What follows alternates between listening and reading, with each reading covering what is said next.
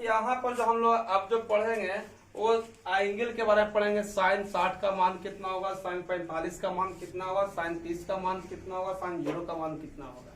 आपको 10वां में जो पढ़ना है, क्लास 10 में जो पढ़ना है, आपका 0 से लेकर 90 के बीच का ही मान को पढ़ना है। अगर इसके ऊपर क्लास में 11 से या 12 से जाइएगा तो उसके बाद आपको 90 से प्लस जाइएगा, 360 जाइएगा, 360 गुने n तक जा सकता है, यानी n का मान 1 2 3 4 5 कुछ भी रख सकते हैं। लेकिन यहाँ जो पढ़ना है आपको 90 0 से 90 के बीच में। तो सबसे पहले इसका मान प्राप्त करने के लिए हम देखिए क्या करते हैं कि सबसे पहले आप पढ़ रहे हैं होल नंबर। होल नंबर पता है आपको क्या किसको कहते हैं? होल नंबर जो ऐसी संख्या जो कहाँ से स्टार्ट होती है, 0 से, जो संख्या 0 से स्टार्ट होती है उसी को हम बोलते हैं होल नंबर। तो 0 से लेके यहाँ पर लिख देंगे 0 1 2 3 4। देख लीजिए यहाँ पर 0 1 2 3 4 90 तक कितना कहाँ तक गया, 4 तक। जो लास्ट आपके पास आता है उसी से सभी संख्या में डिवाइड कर देना, 0/4 1/4 2/4 3/4 और 4/4। कोई दिक्कत है? अब क्या करेंगे, जो कटता है उसको काट देंगे। जैसे 0/4 का मतलब 0 में 4 से भागा देंगे। अरे 4 से भागा देंगे कितना में जी, 0 में कितना बार लगेगा, 0 बार। तो 0 को 0 कट गया।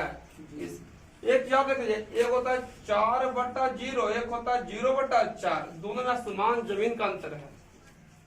4/0 का मतलब होता है कि 0 से भागा देना 4 में नहीं, और 0/4 का मतलब 0 में भागना है किससे, 4 से।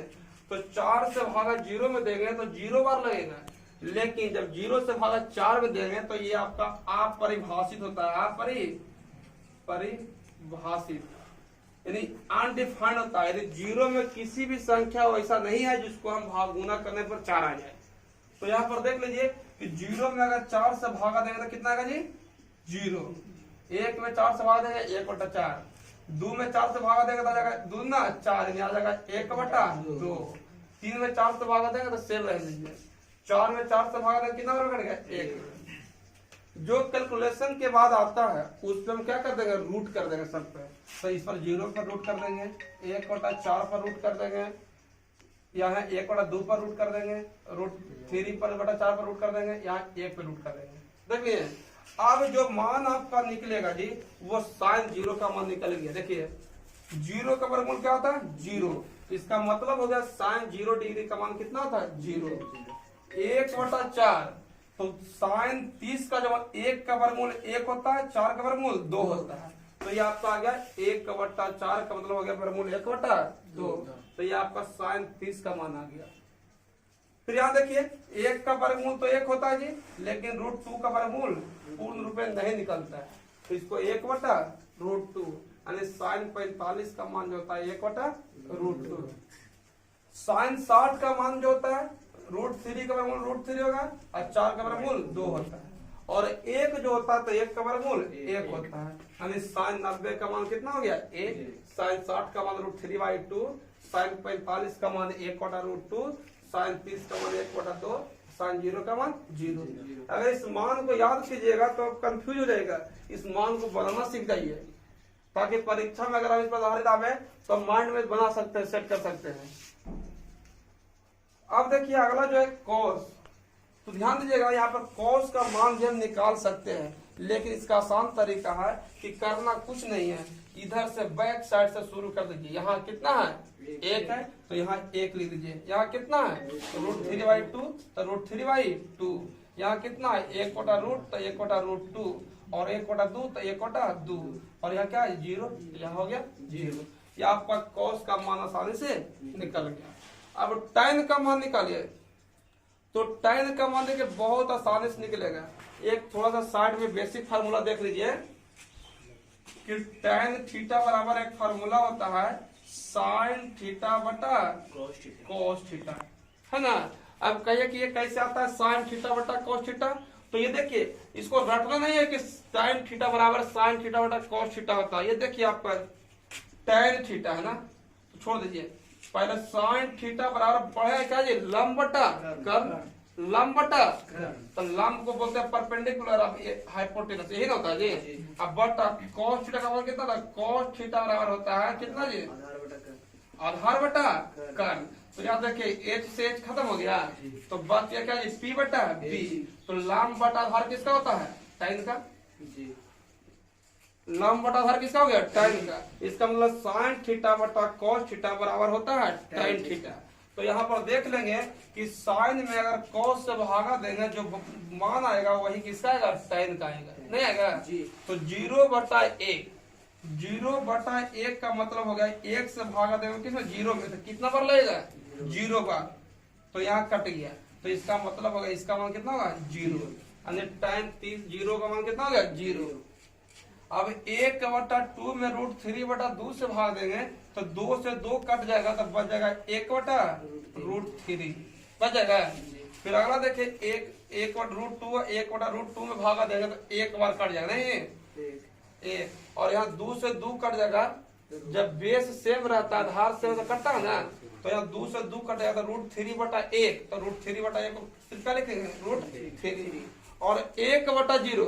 अभी बताया था कि 1/0 का मतलब होगा 0 में भागा देंगे, किस 0 से भागा देंगे 1 में। तो कोई भी ऐसी संख्या नहीं है कि जो 0 में गुना करेगा तो 1 आएगा, इसलिए इसको बोलते हैं अपरिभाषित। क्या बोलते हैं, अपरिभाषित। क्या बोलते हैं, अपरिभाषित। अब देखिए कॉट, तो कॉट का मतलब क्या होता है, ध्यान दीजिएगा। तो कॉट बराबर फॉर्मूला पढ़े हैं क्या, कि cot थीटा बराबर होता है cos थीटा बटा sin थीटा, क्योंकि इसका उल्टा होता है, tan का उल्टा कौन होता है, cot।